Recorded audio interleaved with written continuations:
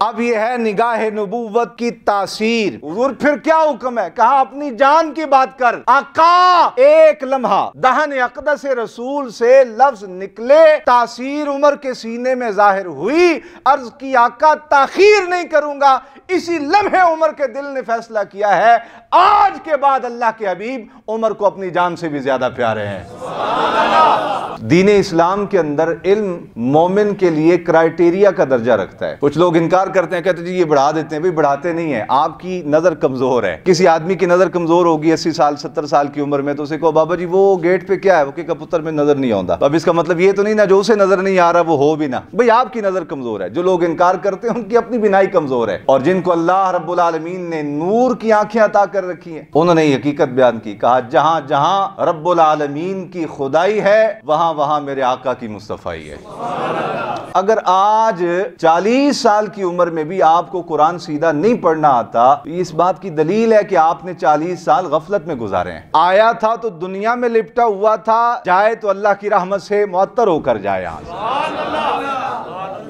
یہ اس راہ ہدایت پر تب آئیں گے جب یہ کسی اللہ کے ولی کی صحبت میں بیٹھ کے اندر کا کتا ماریں گے۔ ایک قوت شیطان کی اور ایک قوت رحمان کی۔ انسان کی تخلیق کا مقصد جو قرآن نے بیان کیا وہ یہ ہے کہ انسان کو اس لیے پیدا کیا گیا کہ یہ اللہ کی عبادت کرے۔ اب چونکہ انسان کو اللہ تعالیٰ نے آخرت میں بہت بڑی جزا اور انعام اور صلہ سے نوازنا ہے، تو اس لیے دنیا میں کچھ اللہ تعالیٰ نے اس کے لیے آزمائشیں امتحان بھی رکھے کہ وہ ان آزمائشوں کو اچھے طریقے سے گزارے اور ان مرحلوں سے گزر کے وہ اللہ رب العالمین کی بارگاہ میں اس حیثیت سے پیش ہو کہ وہ اللہ کی طرف سے عطا کیے جانے والے انعامات کا حقدار بن سکے۔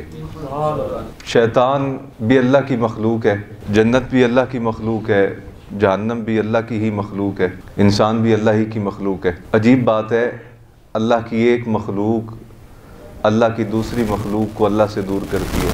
شیطان بندے کو رحمان سے دور کرتا ہے۔ عجیب بات ہے کہ وہ اللہ کی مخلوق ہے پھر بھی اللہ سے بندے کو دور کرتا ہے۔ اور اس سے عجیب تر بات یہ ہے کہ بندہ گمراہ ہوتا ہے شیطان کی وجہ سے، اور شیطان میں یہ طاقت بھی اللہ کی دی ہوئی ہے۔ اگر اللہ نہ چاہے تو شیطان بندے کو گمراہ نہیں کر سکتا۔ قرآن مجید فرقان حمید میں نبی اکرم صلی اللہ علیہ وسلم کے متعلق ارشاد فرمایا گیا ہے، محبوب آپ ان کے حوالے سے جو دشمنان دین ہے، دشمنان رسول ہیں، آپ ان کے حوالے سے پریشان نہ ہوئیے گا، اپنے دل کو غمزدہ نہ کیجئے گا، آپ کا رب آپ کے ان دشمنوں سے آپ کو محفوظ رکھے گا۔ ایک مقام پہ آقا علیہ السلام نے ارشاد فرمایا ہر آدمی کے ساتھ ایک فرشتہ بھی تخلیق کیا جاتا ہے، شیطان بھی تخلیق کیا جاتا ہے۔ آقا علیہ السلام نے جب اس حقیقت کو بیان فرمایا تو صحابہ میں سے کسی نے عرض کیا یا رسول اللہ جب آپ پیدا ہوئے تو آپ کے ساتھ بھی فرشتے تخلیق کیے گئے؟ فرمایا ہاں۔ تو حضور ہمارے ساتھ شیطان تخلیق کیا جاتا ہے، آپ کے ساتھ بھی شیطان تخلیق ہوا تھا؟ فرمایا ہاں۔ تو حضور پھر کیفیت کیا ہے اس شیطان کے آپ کے ساتھ رہنے کی؟ فرمایا وہ مجھ پہ ایمان لا چکا ہے، میرا کلمہ پڑھ چکا ہے، مسلمان ہو چکا ہے، وہ مومن۔ شیطان رہا نہیں، اب وہ سرکش نہیں رہا۔ صحبت رسول کی برکت اسے یہ نصیب ہوئی کہ وہ سرکش شیطان بھی اللہ رب العالمین رحمان کا عبادت گزار ہو گیا، اللہ پہ ایمان لے آیا۔ تو جتنے شیاطین ہیں یہ شیاطین بھی اللہ ہی کی دی ہوئی قوت سے اللہ کے بندوں کو اللہ سے دور کرتے ہیں۔ یہ ایک ایسا معمہ ہے جسے آج تک کوئی حل کر نہیں سکا، قیامت تک کوئی حل کر نہیں سکے گا۔ گویا عقل انسانی اس نقطے پہ آ کے موقوف ہو جاتی ہے، بند ہو جاتی ہے۔ بندہ سوچ سوچ کے بالآخر ہاتھ کھڑے کر دیتا ہے کہ یہ عجیب ماجرا ہے، ہم نے جس رب کی عبادت کر کے جنت میں جانا ہے اسی رب نے شیطان کو چھوٹ دے رکھی ہے کہ وہ ہمیں گمراہ کرتا پھرے۔ اللہ اکبر۔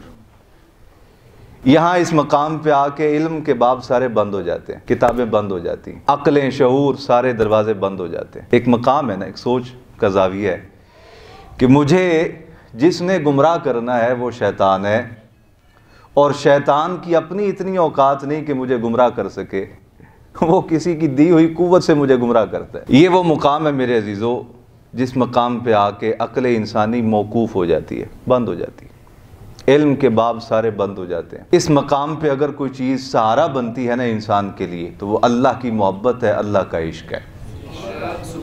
اسی لیے امت کے صوفیاء نے، اہل اللہ نے، اولیاء اللہ نے پڑھنے پڑھانے پر بھی زور دیا ہے، لیکن اس سے زیادہ بلکہ کہیں درجے زیادہ زور اللہ کی محبت سکھانے پہ دیا ہے۔ آج کے دور میں ہم لوگ شاید یہ سمجھتے ہیں کہ علم سب کچھ ہے، نہیں، علم بھی ضروری ہے، لیکن ایک وقت آتا ہے کہ جب علم ساتھ چھوڑ جاتا ہے۔ آپ نے اگر یہاں لاہور سے اسلام آباد جانا ہے ایئرپورٹ تک تو آپ کو گاڑی چاہیے، گاڑی ہوگی تو آپ لاہور سے اسلام آباد ایئرپورٹ تک جائیں گے، لیکن اسلام آباد ایئرپورٹ تک تو گاڑی لے جائے گی، ایئرپورٹ سے آگے سعودی عرب، حجاز مقدس، مکہ معظمہ آپ کو گاڑی نہیں لے جا سکتی، وہاں آپ کو سواری بدلنی ہوگی۔ اگر وہاں آپ سواری نہیں بدلیں گے 100 سال بیٹھے رہیں وہ گاڑی اڑ نہیں سکتی، گاڑی ہوگی تو وہیں کھڑی رہے گی، وہاں آپ کو سواری بدلنی پڑے گی۔ اسی طرح علم بہت ضروری ہے ایک مومن کے لیے۔ کتنا ضروری ہے؟ اتنا ضروری ہے کہ اللہ رب العالمین نے اپنے پاکیزہ دین اسلام کے اندر وحی مقدس کا جب آغاز فرمایا تو اقرأ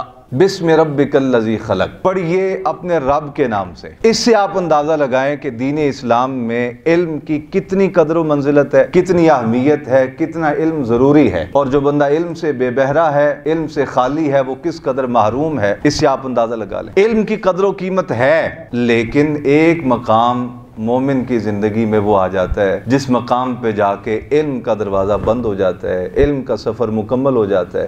اس سے آگے کوئی اور سواری ہے جو بندے کو اللہ کی بارگاہ کے قریب کرتی ہے، وہ عشق الہی اور محبت رسول کی سواری ہے۔ اسی لیے اہل اللہ نے ہمارے ہاں آپ دیکھتے ہیں یونیورسٹیوں میں، مدارس میں، اگر کوئی بچہ کورا چلا جائے نا، کورا آدمی بالکل چٹا ان پڑھ ہو، تو اسے یونیورسٹی میں نہیں بیٹھنے دیا جاتا، کہا جاتا ہے آپ پہلے بنیادی چیزیں سیکھ کے آئیں۔ مدرسے میں اسے نہیں بیٹھنے دیا جاتا، کہا جاتا ہے آپ پہلے بنیادی چیزیں سیکھیں۔ یعنی اگر کسی نے درس نظامی کی کلاس میں بیٹھنا ہے تو وہ کچھ نہ کچھ تو لکھنا پڑھنا جانتا ہو نا، سامنے جو کتاب کھولی جائے وہ پڑھ تو سکے نا لکھا کیا ہے، اگر اسے کوئی چیز نوٹ کرنی ہو تو وہ لکھ تو سکے۔ تو کم از کم ہمارے ہاں مدارس دینیہ میں میٹرک کا رکھا جاتا ہے نصاب کہ میٹرک پاس ہوگا بچہ تو پھر اسے درس نظامی کی کلاس میں بٹھائیں گے۔ آپ کالج میں چلے جائیں، یونیورسٹی میں تو یہی معیار ہے، کرائیٹیریا یہی ہے کہ پہلے کچھ نہ کچھ پڑھا ہوگا تو پھر اس کے بعد کالج میں داخلہ ملے گا، وگرنہ آپ چاہے وزیر اعظم کے بیٹے بھی کیوں نہ ہو، اگر آپ لکھنا پڑھنا نہیں جانتے تو آپ کو کالج میں داخلہ، اعزازی طور پہ ڈگری مل جانا اور بات ہے، بعض کسی منصب کی وجہ سے کوئی ڈگری دے دی جاتی ہے، ڈاکٹریٹ کی ڈگریاں، ایم فل کی ڈگری، پی ایچ ڈی کی ڈگری، اعزازی ڈگریاں ہوتی ہیں، لیکن باقاعدہ تعلیم کے اصول کے لیے داخلہ بولو نا نہیں ملتا۔ اس کے لیے ایک کرائیٹیریا مقرر کیا جاتا ہے کہ بچے نے میٹرک کی ہوگی تو پھر کالج میں آئے گا، کالج میں ایف اے بی اے کر لیا، اس کے بعد پھر آگے یونیورسٹی کی طرف جائے گا، کرائیٹیریا ہے۔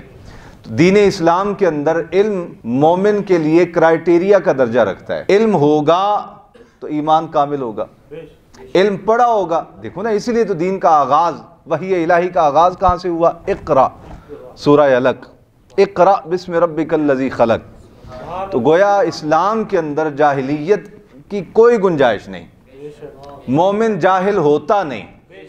اور میں آپ کو ایمانداری کی بنیاد پہ بتاؤں، اگر کوئی شخص کسی شرعی مجبوری کی وجہ سے یا شرعی عذر کی وجہ سے یا اسباب نہ ہونے کی وجہ سے علم سے بے بہرا رہ جائے، علم نہ پڑھ سکے، علم حاصل نہ کر سکے، اللہ رب العالمین اس کے ایمان اور اس کے عشق اور محبت کی وجہ سے اسے جاہل پھر بھی نہیں رہنے دیتا، اسے اپنی بارگاہ سے علم لدنی عطا فرما دیتا ہے۔ لیکن ایمان کے درجے میں، ایمان کی دنیا میں جہالت کی کوئی گنجائش نہیں ہے۔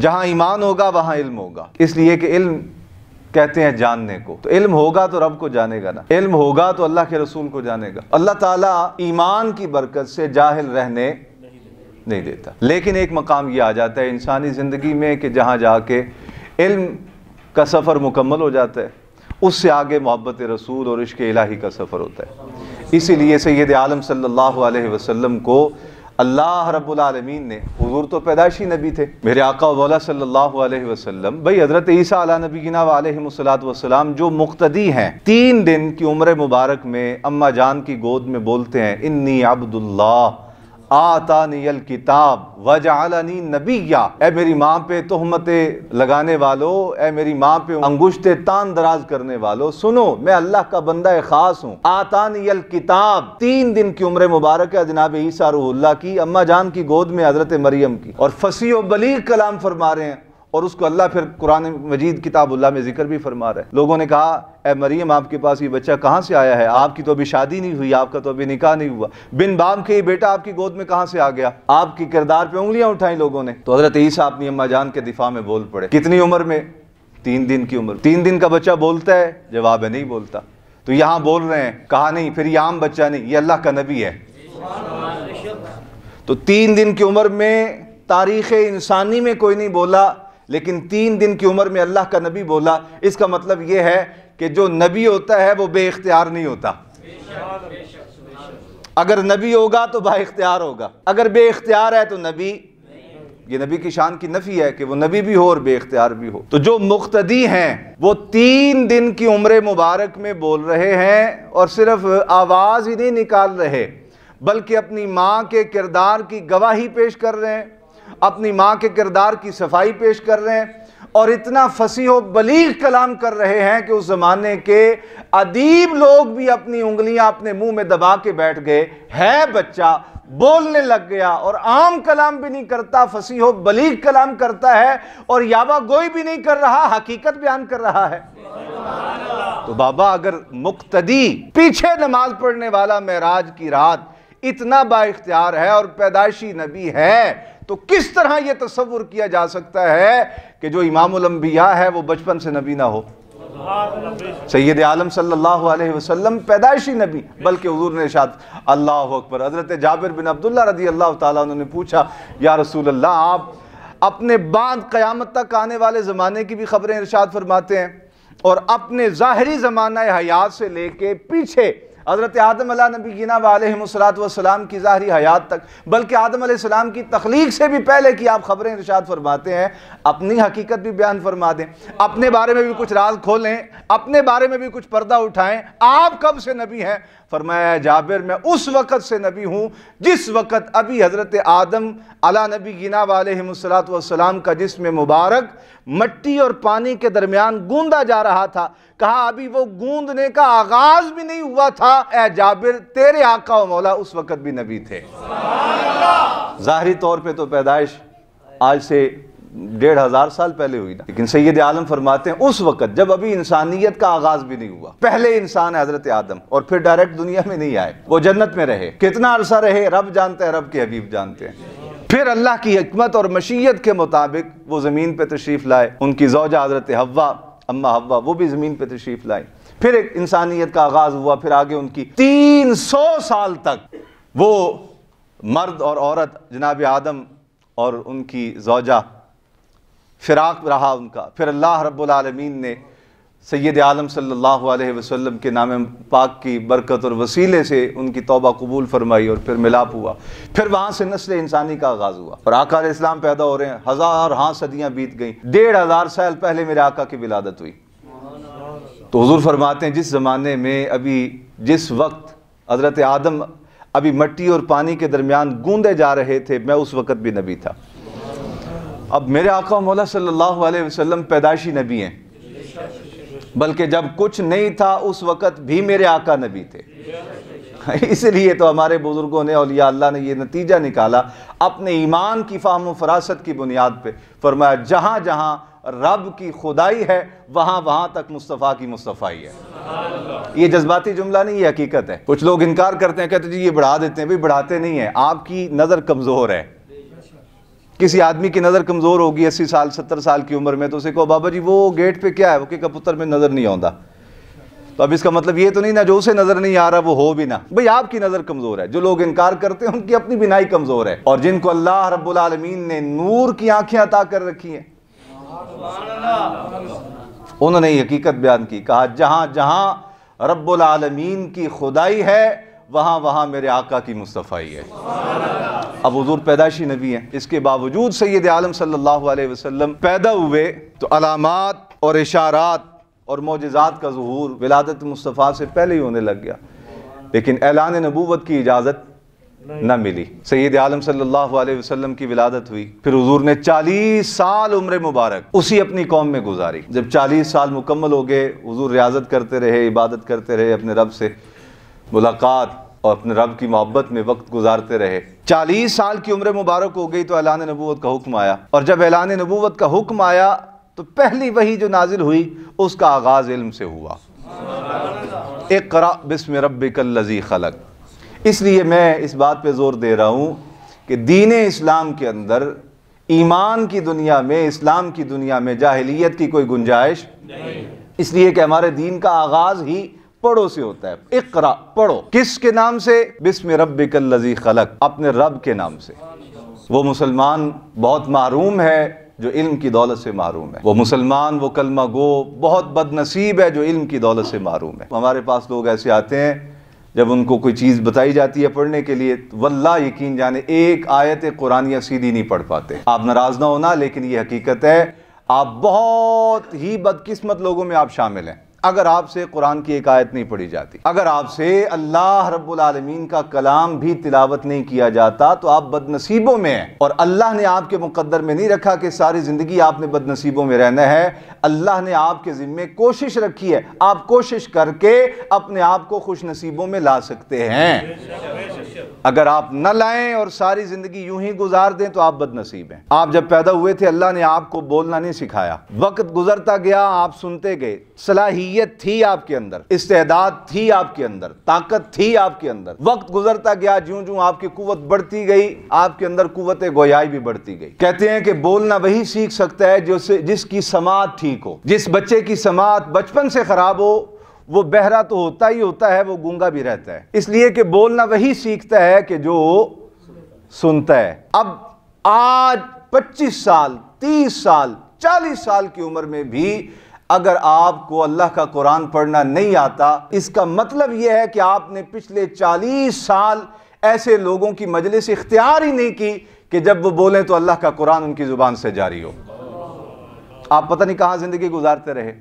بلکہ ہمارے پاس یہاں ابا جی رحمۃ اللہ علیہ کے پاس ایک شاگرد تھا، اصغر نام تھا، تو پنجو تھوڑا مجذوب تھا، تو بابا جی اسے 5 پیسے دیا کرتے تھے، مجذوب کی خدمت کرنی چاہیے، ویسے بھی قرآن پڑھنے آتا ہے نا۔ وہ ایک لفظ پڑھتا تھا، وہ ذالکا ذالکا ذالکا ذالکا، 3-4 دن اسے رٹتے رہنا، 3-4 دن بعد اسے کہنا آگے دے دیں، پھر اسے آگے ایک لفظ بتا دینا اس نے، پھر وہ 3-4 دن رٹتے رہنا۔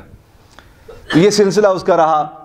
وہ ابا جی حضور کی شادی سے پہلے کا شاگرد تھا، شادی ہو گئی، میں اپنے بھائیوں میں سے سب سے چھوٹا ہوں، میں اب عالم بن گیا، اس وقت بھی وہ 4تھے سپارے پہ تھا، یسر قرآن سے لے کے، یعنی 4 سپارے اس نے مکمل کیے، 40-45 سال 50 سال کی عمر میں۔ وہ گانے پورے سنایا کرتا تھا، پرانے زمانے کے گانے، یہ فلموں کے۔ ابا جی مسکرا کے فرماتے تھے کہ یہ دے گھر نہ گانے ویکھے جاندے نے، فلماں ویکھدے نے سارے بہ کے، یہ بھی کول بیٹھا ہوندا ہے، سو جدو گانے آندے نا تے پھر یہ گانے پورے یاد کر، کوئی دلچسپی بھی تھی اس کی، بہرحال وہ پورے گانے یاد کر لیتا۔ تو بابا اگر آج 40 سال کی عمر میں بھی آپ کو قرآن سیدھا نہیں پڑھنا آتا تو یہ اس بات کی دلیل ہے کہ آپ نے 40 سال غفلت میں گزارے ہیں، جبکہ میرے اور آپ کے دین، جو دین ہمیں رسول اللہ صلی اللہ علیہ وسلم کی بارگاہ سے ملا، اس دین کی ابتدا کہاں سے ہوتی ہے؟ اقرا، پڑھیے اپنے رب کے نام سے۔ یہ سبحان اللہ کہنے والی بات تھی۔ آپ ناراض ہو گئے؟ آپ ناراض ہو گئے؟ بھائی نہیں، میں یہ دکھڑا اس لیے بیان کر رہا ہوں کہ میں یہاں بیٹھتا ہوں اتوار کے دن بھی، ویسے بھی یہاں تو بعض اوقات 3-3 4-4 لوگ آتے ہیں، حضرت پھنسے ہوئے ہیں، مسائل نہیں سیدھے ہو رہے، اتنے الجھاؤ میں ہیں، کاروبار ہے تو وہ تباہ ہو گیا، گھر کے حالات ہیں تو وہ نفرت رہتی ہے ہر وقت، جناب بچے ہیں تو وہ نافرمان ہیں، جب ان کو قرآن کی آیت بتاتے ہیں واللہ ان سے نہیں پڑھی جاتی۔ آپ لوگ ایسے نہیں ہیں، ماشاءاللہ آپ پڑھے لکھے لوگ ہیں، لیکن جو میرے پاس آتے ہیں میں ان کی بات کر رہا ہوں۔ آپ لوگ چونکہ آتے نہیں تو اس لیے آپ پڑھے لکھے ہیں، جس دن آئیں گے تو پتہ چل جائے گا۔ تو میرے عزیزان گرامی، حضرائے محبت بات کی ہے، ناراض نہ ہو جانا۔ تو میرے اور آپ کے دین میں جہالت کی کوئی گنجائش نہیں ہے، بولو نا یار، نہیں ہے۔ میرے اور آپ کے دین کی بنیاد اللہ کا بھیجا ہوا علم، قرآن، کتاب اللہ ہے۔ لیکن ایک مقام یوں آتا ہے مومن کی زندگی میں کہ وہاں علم بھی ہاتھ کھڑے کر دیتا ہے، وہاں جو چیز بندہ مومن کے ایمان کو سہارا دیتی ہے وہ اللہ کی محبت ہے، اللہ کا عشق ہے۔ اسی لیے اہل اللہ نے، اولیاء اللہ نے جہاں مدارس دینیہ قائم کیے، وہیں مدارس دینیہ کے ساتھ ساتھ خانقاہیں قائم کی۔ میں کچھ عرصہ پہلے فیصل آباد، یہاں کوئی فیصل آباد کے ساتھی بیٹھے ہیں تو مجھے جمعے کے بعد مل کے جائیں، میں آپ کو ایک ایسی اللہ کے ولی کی ہستی کی قبر بتاؤں کہ جہاں آپ جائیں اور مراقبہ کریں تو آپ کو نور ایمان نصیب ہو۔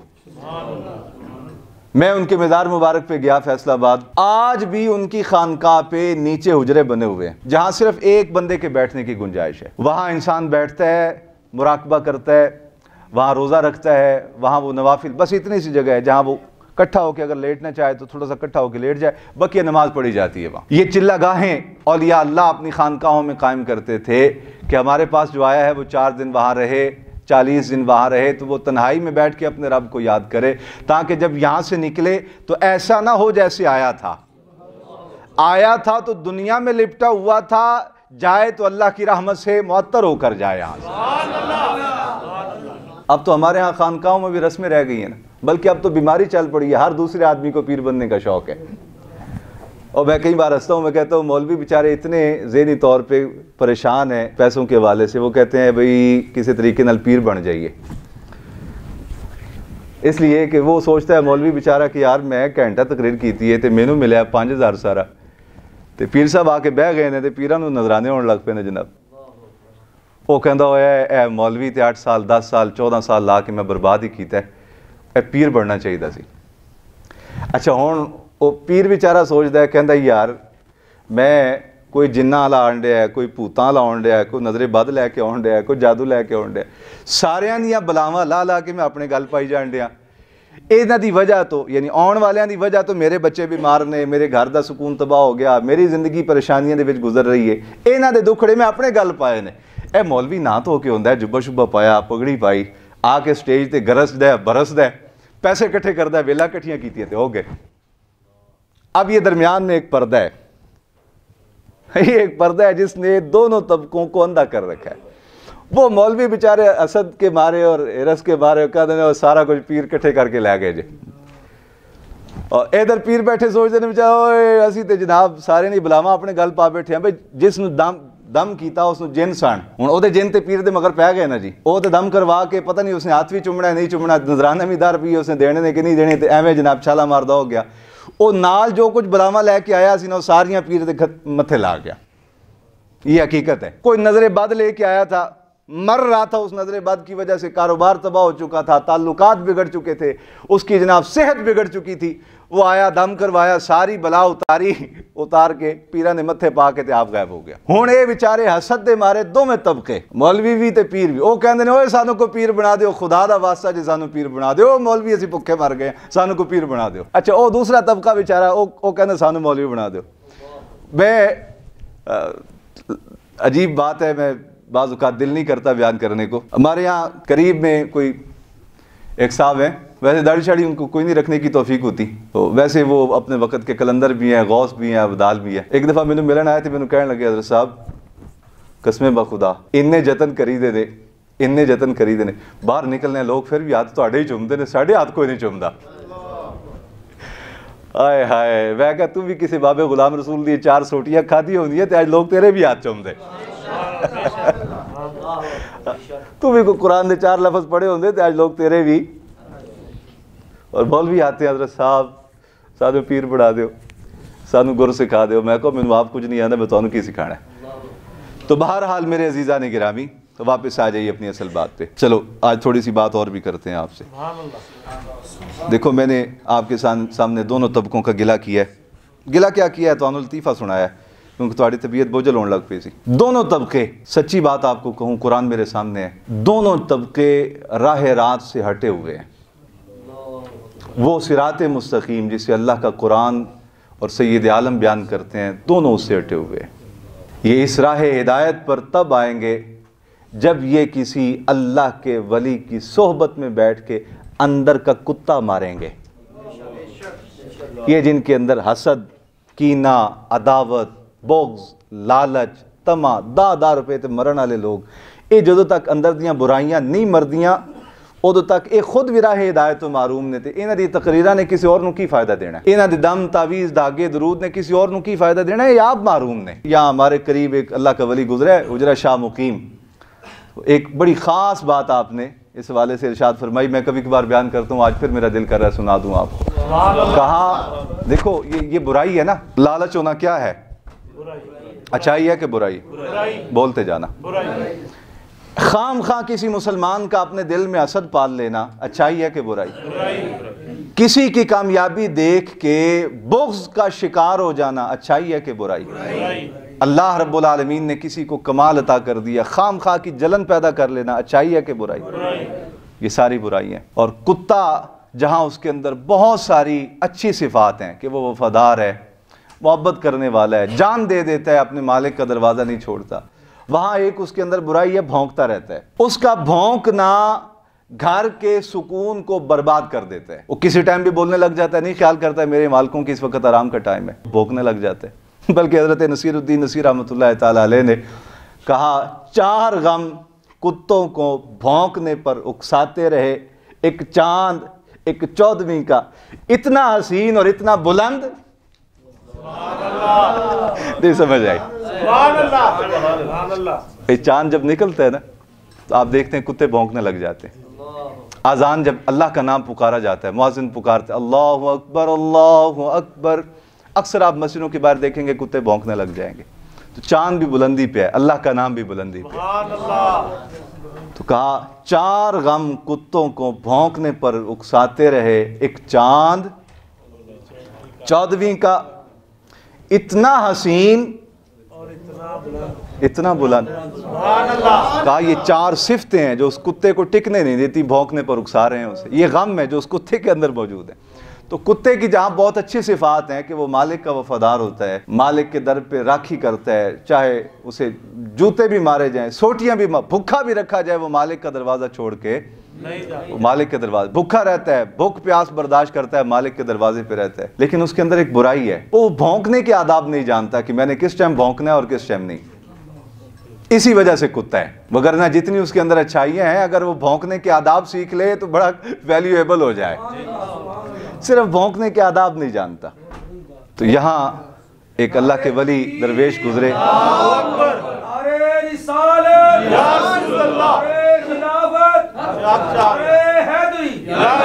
وہ میں بات کر رہا تھا نا کہ ایک وقت آتا ہے, علم ضروری ہے مسلمان کے لیے, علم کے بغیر مسلمان کا اسلام کامل نہیں, مومن کا ایمان کامل نہیں. علم بنیاد ہے دین اسلام کی اور ایمان کی. لیکن ایک وقت آتا ہے جس مقام پہ جا کے علم ہاتھ کھڑے کر دیتا ہے, اس سے آگے منزل جو طے ہوتی ہے وہ عشق کی سواری پہ طے ہوتی ہے. وہ عشق جب پیدا ہو جاتا ہے نا ابو بکر کے سینے میں, تو اس کو ساری امت سے افضل قرار دے دیتا ہے. وہ عشق جب پیدا ہو جاتا ہے علی المرتضیٰ کے سینے میں, تو علی المرتضیٰ کے اپنے خاندان کے لوگ بہت سارے ایسے ہیں جو اللہ کو محبوب نہیں, لیکن وہ علی اللہ کو اتنا پیارا ہو جاتا ہے. کہا محبوب جہاں تو رہے گا وہاں تیرا علی بھی رہے گا.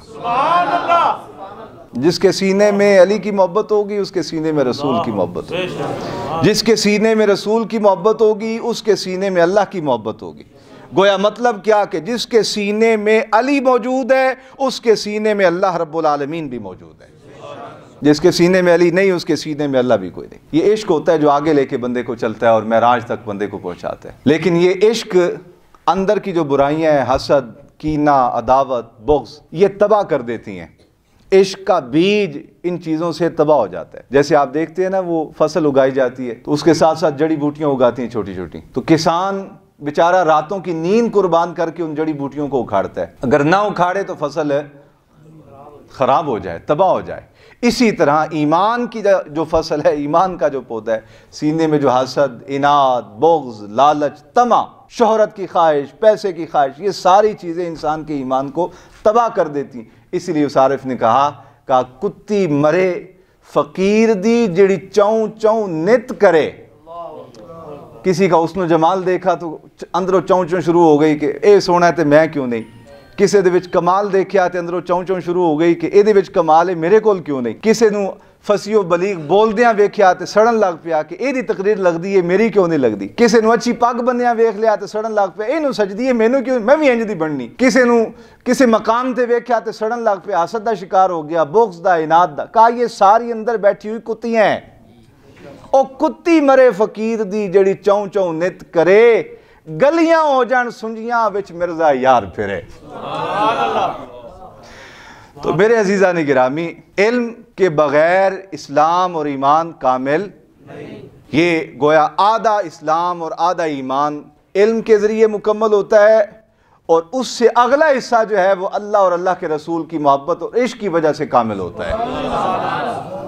اسی وجہ سے سید عالم صلی اللہ علیہ وسلم نے حضرت عمر بن خطاب فاروق اعظم رضی اللہ تعالیٰ عنہ کو ارشاد فرمایا, عمر کتنا پیار کرتے ہو مجھ سے؟ حضرت عمر بن خطاب کہنے لگے, یا رسول اللہ, اپنی اولاد سے بڑھ کر, اپنے ماں باپ سے بڑھ کر, اپنے عہدے اور منصب سے بڑھ کر, اپنی دولت سے بڑھ کر, ایون کہ الغرض کائنات میں جو کچھ بھی ہے ہر چیز سے بڑھ کر آپ سے محبت کرتا ہوں. آقا علیہ السلام فرمانے لگے, عمر تیری جان کے بارے میں تیرا کیا خیال ہے؟ حضور نہیں, جان مجھے اپنی پیاری ہے. فرمایا, عمر تیرا ایمان کامل نہیں. اب یہ ہے نگاہ نبوت کی تاثیر. اعظم چشتی نے کہا تھا, محبوب تیرے ہاتھ میں دس دی تلوار بھی نہیں, تیرا خالی جاندہ وار بھی نہیں. تلوار نہیں آپ کے ہاتھ میں, بندوق نہیں آپ کے ہاتھ میں, لیکن آپ کا وار خالی نہیں جاتا.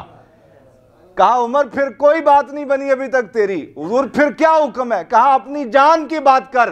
آقا ایک لمحہ دہن اقدس رسول سے لفظ نکلے, تاثیر عمر کے سینے میں ظاہر ہوئی. عرض کی, آقا تاخیر نہیں کروں گا. اسی لمحے عمر کے دل نے فیصلہ کیا ہے, آج کے بعد اللہ کے حبیب عمر کو اپنی جان سے بھی زیادہ پیارے ہیں. وآخر دعوانا الحمدللہ رب العالمین.